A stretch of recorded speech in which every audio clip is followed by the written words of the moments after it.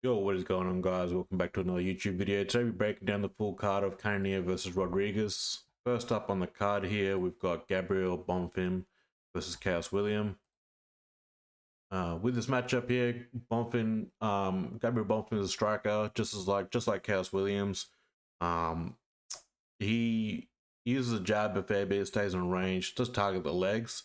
Also mixes it up with clinch with elbows and knees to the body to slow down his opponent. Coming off a win there against Anguissa, and did lose against Nicholas Dalby over 3 rounds of that fight. He did gas out towards the end. Nicholas Dalby did take over that fight.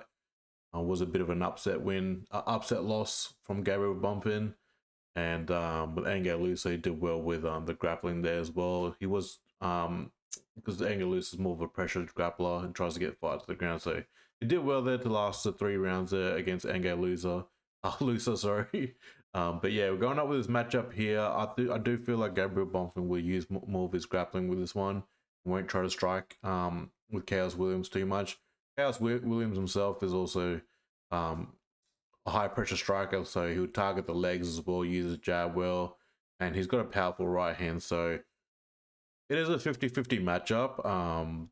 But I do think that Gabriel Bonfim should mix up his grappling here a bit and use his clinch and elbows and knees and not try to strike with Khaos Williams for 3 rounds, because Khaos Williams can bring a bit of an upset into this fight, and we could see a knockout from him with that powerful right hand. So it's a bit of a hard pick, this one. So community here's got 48% with Williams by knockout, and then you've got Bonfim 52%, obviously 66 with decision. So I do feel like Bonfim could get this win over a decision, and you could see an upset knockout by Williams. It's a bit of a hard pick, this one.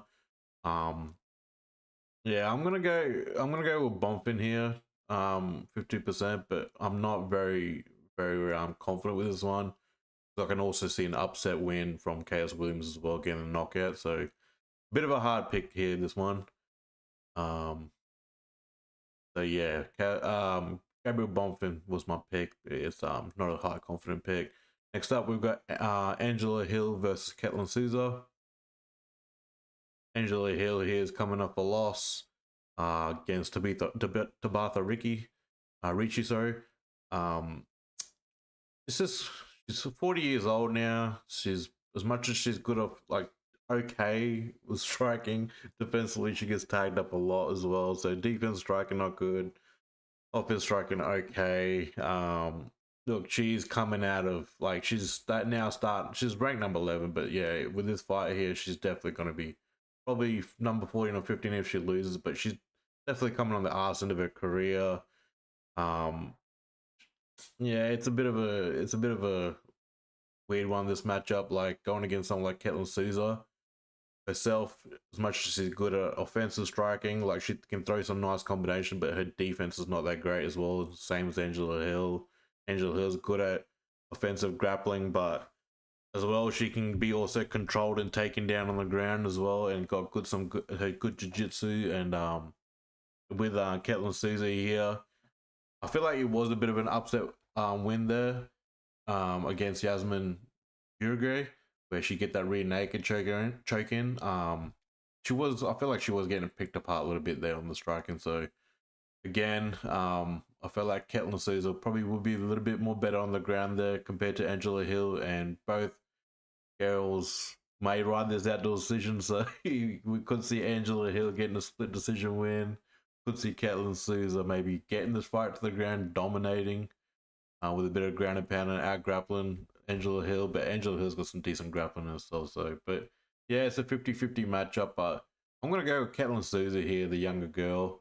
I feel like Angela Hill is kind of coming past her prime, and she was on the back foot a lot in that last fight there against Ricci. Sorry. Yeah, so she was getting out pressured too in the stand up. So Hill there got 42%, 58% Souza. So I will be surprised if Angela Hill wins. Can't really counter her out as well. So yeah, for me, Ketlen Souza is the pick here. Next up, we've got Jared Gordon versus Fernandes. Jared Gordon here, he's coming off a loss 6 months ago against Nazar Hakparast. And with that fight there, it was a close. Oh, yeah, I would say it was a bit of a close fight. Jared Gordon here is more of a pressure striker, likes to throw combinations and mix up his takedowns and trap his opponents on the back of the cage, and he more so favors to get the takedowns off the cage there. So, um, he looked a little bit slow in that last fight. If feel like, I know, I'm not to take anything away from Nazareth, but he got tagged up a fair bit to Jared Gordon in that last fight. So Nazareth's really a decent, pretty good striker, to be honest. So very calculated. Going against someone like Cal Fernandes here. Cal Fernandes coming off a win, KO over Muhammad Yahya. Sorry. Muhammad there, I did pick him for the last fight, but yeah, there was a lot of openings where he was getting touched up by Fernandes here. Fernandes, he's just as tall as Gordon, but he looks pretty tall in the fight footage, but got the reach here, 7'3", so he does use it actually pretty well. Targets the lead leg, mixes up his striking well, uses a jab well, and he's got a nice right hand himself. But just from Fernandes, seeing that fight against Mark Diakiese, sorry, and Mark Diakiese is not even in the UFC anymore, and he's in PFL, sorry. He was taken down a fair bit, Fernandes, from Diakiese. It was constantly taken down. His takedown defense didn't look that great in that fight. But yeah, so with this fight, it's going to be either Jared Gordon getting this fight to the ground, constantly getting the takedowns, and controlling Fernandes on the ground. As you can see in that fight against Mark Diakiese, it just didn't look good with his takedown defense, or you could see Fernandes' takedown defense has gotten a lot better since that Diakiese fight, and he might stuff Jared Gordon's takedowns and pick Jared Gordon apart there on the feet. So it could go one way or another this fight. Yeah, I'm gonna go with Jared Gordon because I feel like just Fernandes' takedown defense didn't look that good in that fight, and yeah, if 81% is going by Gordon, but if Fernandes' takedown defense does get a lot better since that fight, I do see Fernandes picking Gordon apart on the feet there. So, look, I'm gonna go with Gordon here, but I'm not too confident because he did look a bit slow in the last fight. But 90% going with Fernandes here, so I could see Fernandes getting an upset here too. But his takedown defense didn't look that great in that fight against Diakiese. So Jared Gordon is a pick here, low confident. Next up, we've got Rafael Estevam versus just Jesus Aguilar. With this matchup here, Rafael Estevam, he does pressure with the strikes. He's coming up a win against Charles Johnson, so he does decent with pressuring his opponent. Uses some body kicks and some low kicks, and then he'll shoot for takedowns pretty much straight away. He won't. As soon as he gets his opponent on the back foot, he's or against circling out against the cage, he will shoot for that takedown. Uses grappling, uses ground and pound, and even try to get the submission. So he's a very heavy grappler. Going against someone like Jesus Aguilar, he's pretty much the same as well. So he'll pressure his opponent and mix up his striking and try to get the takedown. So this one's going to be a matchup where we're going to see who's going to be the better grappler, who's going to have the better jiu-jitsu. So both guys have got the similar sort of styles when it comes to fighting. Jesus Aguilar here, he does have a 3-fight win streak, but again, if you look at the quality opponents, Shannon Ross is not that good. He got knocked out by everyone in the UFC. I don't think he's in the UFC anymore. He had a split against Matheus Mendoza, so that fight there, a lot of people thought Matheus won. Felt like he got robbed, but yeah, I understand that. And then Stuart Nicole, another local guy from Brisbane region here, he got picked apart there. So low quality opponents. And I could say the same for Estevam as well. Like, he's coming off a win against Yo Elias against Contender. Getting a win over Charles Johnson is not too bad, but again, Charles Johnson is a lot better than what he was on that fight against Rafael Estevam. So it's gonna be an interesting matchup, but I think I'm gonna go with Estevam here. I think he's gonna be the better grappler, but you can't pick out Aguilar as well. So definitely gonna be a close matchup in this fight. A lot of people are I'm probably a little bit overlooking Aguilar there. So, but yeah, I'm gonna go with Estevam 81%. But I think it'll be a really, really close fight. So yeah, so Rafael is the one to pick there.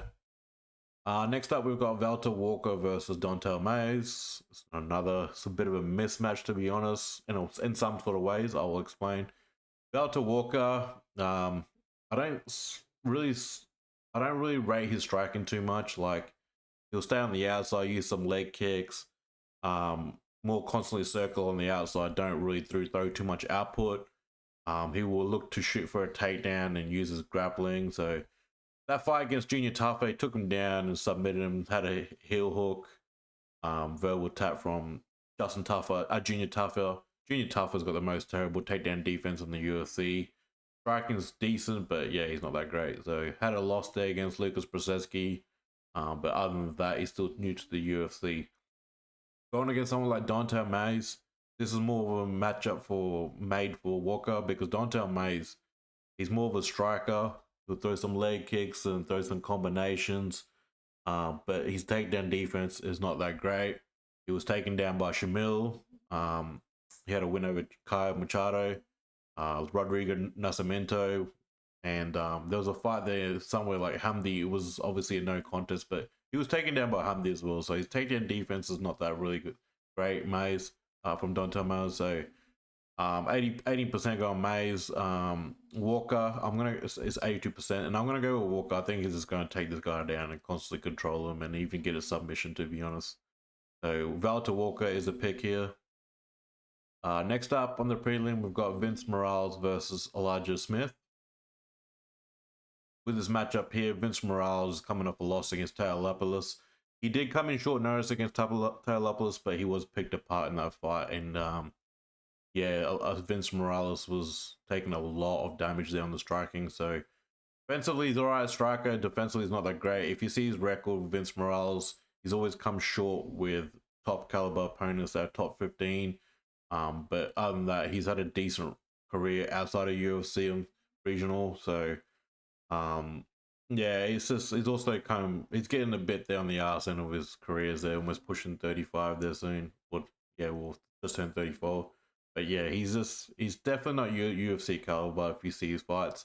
And going against someone like that's a young guy like Elijah Smith. Elijah Smith is very calculated striking, stays at range, throws some leg kicks, and throws some combinations. He's coming off Contender Series there, had a win against Aaron Tal. He's also mixes up his takedowns and uses a lot of ground and pound, and he's got some decent grappling there too. So it's one where this matchup where Vince Morales could use his UFC experience and beat Elijah Smith, or he's starting to come past his prime, and he did take a lot of damage in that last fight. So that's why I'm a bit skeptical of this one. So I'm going to go with Elijah Smith, someone that's quite hungry, doesn't know how to mix up his striking and get the takedowns. And Vince Morales has kind of showed some footage where he has been taken down and controlled in some of the fights, earlier ones. But yeah, it's a bit of a hard matchup because Elijah Smith is still new to the UFC. So yeah, we could see this go one way or another. Could have Smith, maybe with having Morales using his UFC experience and pick Smith apart, but I don't think so. I think Smith is going to be too fast for him as well with his hands. So 81% Smith, Morales 19%. So I'm going to go with Elijah Smith with this pick as well. Next up on the prelim, we've got Julia Avila versus Jacqueline Cavalcanti. With this matchup here, Julia's coming off a loss. She did lose to Miesha Tate. She was controlled, out-grappled. She had no answer for the grappling of Miesha Tate and got a naked choke loss there. Had a win over Yulia Stoliarenko. I don't even know where she is, Stoliarenko, right now. I don't think she's in the UFC. So she was more of a pressure striker. Throw some leg kicks here and there and uses her boxing. But yeah, the grappling department's got some question marks all over it. And also, she hasn't been active for over a good year. And also, she is pushing 37. So I feel like she's coming past her prime. And going against someone like Jacqueline Cavalcanti, most of her wins are against someone like Julia Avila, where they will push the put the pressure on her, and try to throw some combinations. Where Jacqueline, sorry, will stay on the outside, circling outside. More look for counter shots. Uses a jab, will also targets the lead leg, so she'll constantly circle on the outside, pick her shots, and most of the fast to get to a decision. But it also frustrates opponent, trying to pressure her, trying to close the gap, and try to get her out of there. So, but she does well, Jacqueline Cavalcanti, to pick the opponents apart. So Julia is going to be pretty much doing the similar thing, try to pressure Jacqueline, and yeah, and just throw combinations. So, but Jacqueline's footwork is going to be, I think, too good, and she'll frustrate Julia Avila. Avila is obviously coming out of a past her prime as well, so she may Jacqueline might make it look easy, to be honest. So I'm gonna go with Cavalcanti here as well, 96%, 4% for Avila. So Cavalcanti's definitely the pick here. I'm high confident on that pick too. Next up on the main card, we got Rodolfo Vieira versus Andre Petroski. This is actually quite a pretty good matchup, to be honest. With Rodolfo Vieira here, he did lose to Chris Curtis, and he did lose to Anthony Fernandes. Other than that, he had a win over Cody Brundage, but anyone can have a win over Cody Brundage. No offense to Cody Brundage, but he's not UFC caliber, I feel like it. And had a win over Armen Petrosian with his arm triangle choke. So Rodolfo Vieira, known as the Black Belt Hunter because he's fucking good on the ground. So with Vieira here, he'll be more staying on the outside, throw some leg kicks, and mix up his striking as well. But he'll try to get this fight to the ground, use his grappling, and set up submissions. And this is where it gets dangerous for Petroski. As much as Petroski's good with mixing up, he's more of a pressure striker and tries to mix up his takedowns. And if you saw his fight there with Josh Fram, it was very fucking boring, where he just pretty much laid on him through some strikes and here and there, but it was very boring. He controlled Josh Fram on the ground.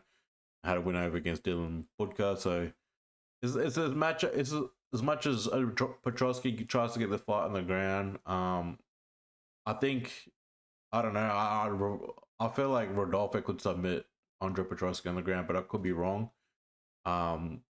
Yeah, it's going to be an interesting matchup here because I just don't know how Petroski is going to go on the ground against someone like high caliber with his BJJ from Vieira. So yeah, it's a bit of a hard matchup, but striking wise, it'll be pretty. I think Andre will probably edge the striking there a little bit. So yeah, interesting matchup, to be honest. 18% gonna go with Petroski and 82 with Vieira, and I can see why the submission's high with 83%. I'm gonna go Vieira with submission as well, but if Vieira can't pull off that submission, I can see Petroski get the win here. So yeah, a bit of an interesting matchup, to be honest, but I'm gonna go Vieira here. Next up, we've got Edmen Shahbazyan versus Dylan Budka. With this matchup here, Shahbazyan, he's more of a pressure striker. He was the big thing coming into the UFC back in the day, but he hasn't looked too good. Lost to Imamov, and had a win there against Alcha. Had a loss there against Hernandez. AJ Dobson had a win and lost to Gerald Mearshot. So yeah, Edmen Shahbazyan is a bit of a weird one. Like, he's good on the striking, pressure striking, but he's good at also trying to get the fight to the ground. But he can also get out grappled on the ground and also lose positions, and that's pretty much what happened with the Mearshot fight. He was pretty much out grappled, took the fight to the ground, got out grappled, and got submitted. So it's honestly always a hard one to pick again. Always a hard one to pick Edmen, because you don't know what his fights are going to be like, and yeah, he's struggling to get back in that top 15. Going against someone like Dylan Budka, he's coming off 2 losses.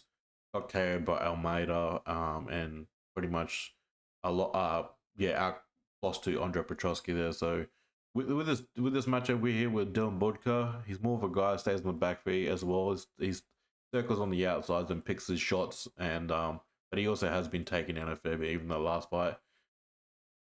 You could say this is more tailor-made for Edmen Shahbazyan with pressure striking, and mixing up his combinations and stopping the lead leg and also setting up his takedowns.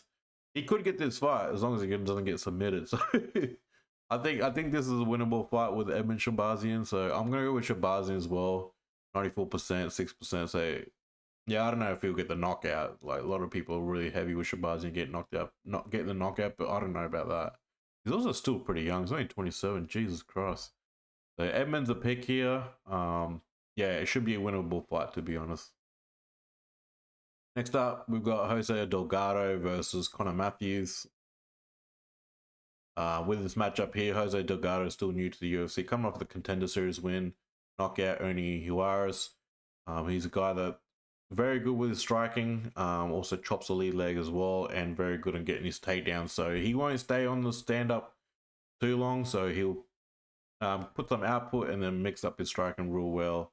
Throw some output striking and mix up his takedowns real well as well. So he's coming out of MMA lab, and going against someone like Conor Matthews, he just didn't look that great, to be honest, even in the last fight there. Like, I think Dennis Bazooka, whatever, came on last minute, like his late replacement. Conor Matthews, much as he was doing well and like pushing the pressure on and using his outside kicks and body kicks and some high kicks, he was getting tagged up there. He was getting countered a fair bit.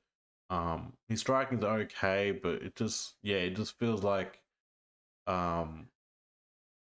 he's not very good at, he's not very good at moving his head as well too well. So I don't know. I just feel like I don't know with this matchup. I feel like with Jose Delgado, I feel like he's gonna get the knockout here too over Conor Matthews. Like I'm just really skeptical on Conor Matthews' last fight there. So, and he's still new to the UFC as well. So I haven't really seen too much of Conor Matthews. So, but I think Delgado will get him out of there, to be honest. So, and mix up with his takedown. So a lot of people are going knockout with Delgado, and I'm gonna go with this. I'm going same with Delgado here, 93%, 81% TKO, 7% Matthews. So I'm just a bit skeptical of Matthews, to be honest. I just didn't feel like he didn't look that great as well with his output as much as he was pressuring. I feel like, Dennis he picked his shots real well and counted him every time. So, I'm just real skeptical of Matthews. So Jose Delgado is a pick here. Next up, we've got Ismael Bonfim versus Nazim Sadykhov. This is actually quite an interesting matchup as well. Ismael Bonfim here, he did lose to Benoit Saint-Denis. Vince Pichel, he picked him apart, so he does well. He's more of a pressure striker himself as well, but he doesn't really mix up his clinching as much as his brother does. So Bonfim here is like, target the legs, and throw combinations. And if the fight does hit the ground, he does well with his jiu-jitsu as well, so he can set up some submissions from the ground there too. But he doesn't really shoot for takedowns much from what I've seen. Going against someone like Nazim Sadykhov, it's Sadykhov's more of a pressure striker himself, and he would try to get the takedowns as well. So I think Nazim Sadykhov will be the guy shooting for takedowns more than what Ismael Bonfim would do. I know a lot of people going against Nazim Sadykhov, but I think he's going to get the win here. I know a lot of people are not going for him, but he did get a draw there against Boshev. But other than that, his striking looks good, and very good in getting the takedowns as well, and getting the ground and pound in. 62% going Bonfim and 38% Sadykhov. I'm going to go with Sadykhov here, but I could be wrong. Who knows? But yeah, it could be. I think Sadykhov can get this done, to be honest. But yeah, who knows? I might be wrong. So yeah, I'm gonna go against Bonfim in here. Bonfim, sorry here. Also next up we've got Cavalcanti versus Youssef Zalal. With this matchup here, Cavalcanti is coming off a bit of a I thought he was out for a good year, so no, less than that. So he's coming off 3 losses. Josh Emmett split. Some people thought that Josh Emmett should have lost that, and Cavalcanti should have won that. Knee injury against Arnold Allen was unfortunate, and then was constantly taken down by Sterling. So with this matchup here, we know Cavalcanti is very good with the striking, but it just hasn't really been going too well with him lately. And also, he's starting to go up there with age, 36 years old, pushing almost 37. So it's a bit of a hard one with just seeing his takedown defense. Like, you know, Aljamain Sterling is good at getting the takedowns and whatnot, but he just didn't have an answer with getting up on his feet there, Cavalcanti in the last fight. So again, going against someone like Youssef Zalal, he did leave the UFC and he came back, and he definitely looks a lot better with his striking as well. But he's very good grappler and very good at getting this fight to the ground, and he's very good at setting up submissions. So very heavily grappler from Zalal, and very good in like I said, setting up submissions. So I feel like he's gonna out grapple Kattar too. I don't think he's gonna, unless the Kattar gets a lucky knockout. I wouldn't say lucky, but unless he does get knockout. But Zalal does well to stay at range and pick his shots, and also very good in setting up takedowns, and very good on grappling as well, and get the fight to the ground instead of submission. So he's a very smart fighter, very patient as well compared to before Zalal. So yeah, I'm gonna go with Youssef Zalal here, 82%, and 18% Calvin Kattar, but I just didn't feel like Kattar's it anymore. But yeah, definitely coming to an end of an era as well. Next up, we've got the main event, Jared Cannonier versus Gregory Rodrigues. With this matchup here, Jared Cannonier is coming up 2 losses. Before that, he did well against Marvin Vettori. He's very good on picking his shots, uses jabs real well, and very good on mixing up combinations there against Vettori. Excuse me. And he did well to, even like he did something different there. He set up takedowns and whatnot against Vettori. So looked good in that fight there almost 2 years ago. Time flies. And lost against Imamov.